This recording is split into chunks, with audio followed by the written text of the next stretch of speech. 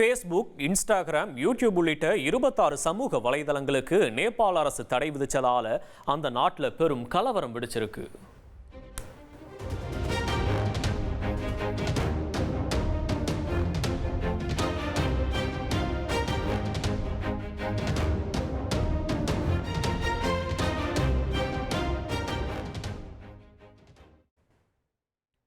ஊரடங்கு உத்தரவு மீறி ஆயிரக்கணக்கான மக்கள் நாடாளுமன்றம் நோக்கி பேரணியா சென்றதால் பதற்றம் ஏற்பட்டுச்சு.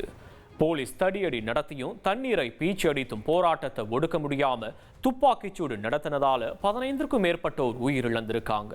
சுமார் 250க்கும் மேற்பட்டோர் காயமடைந்திருப்பதாகவும் தகவல் வெளியாகி இருக்கு.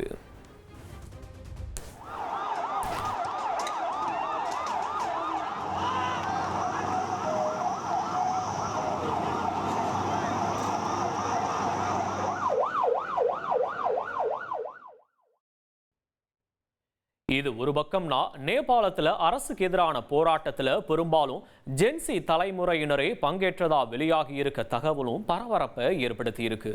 இன்ஸ்டாகிராம், யூடியூப் பயன்படுத்தாம எங்களால் இருக்க முடியாது எனவும் ஜென்சி தலைமுறையினர் கொந்தளித்து வருவதா நேபாளத்திலிருந்து வரும் தகவல்கள் தெரிவிக்குது. வன்முறை எதிரொலியாக நேபாள உள்துறை அமைச்சர் ராஜினாமா பண்ணியிருக்காரு.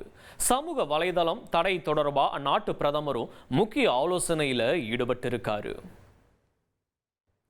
வாகன விபத்துல இறந்து விட்டதா போஸ்ட் போட்டவங்களை பார்த்து சிரிப்பா வருதுன்னு கலாய்ச்சிருக்காங்க காஜல் அகர்வால்.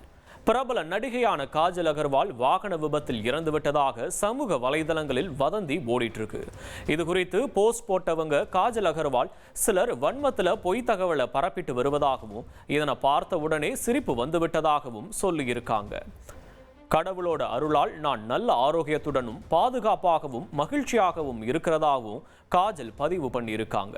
இது போன்ற பொய்யான செய்திகளை யாரும் நம்பவோ பரப்பவோ வேண்டாம்னு வேண்டுகோள் விடுத்திருக்காங்க. ட்ரெண்டை ஃப்ரெண்ட் ஆக்கிக்கோங்க. தந்தி டிவியின் சப்ஸ்கிரைபர்ஸ் அண்ட் ஃபாலோவர்ஸ் குடும்பத்தில் நீங்களும் இணையுங்க.